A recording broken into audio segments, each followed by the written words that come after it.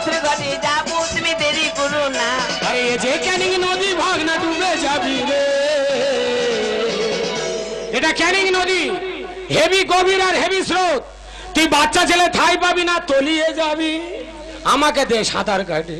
মামা আমি সাঁতার জানি না, তোর পা ধরে সাঁতার শিখবো। এ কাল শত্রু শিখবে তবু ছাড়বে না।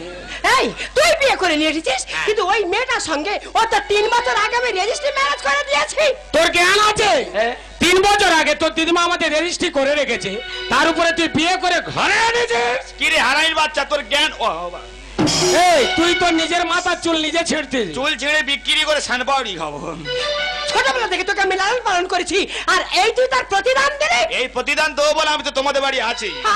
দুধ কলা দিয়ে কাল সাপ পুষেছি। মামা রেজিস্ট্রি করা জায়গায় আমি খোঁটা মেরেছি। এ ভাগ না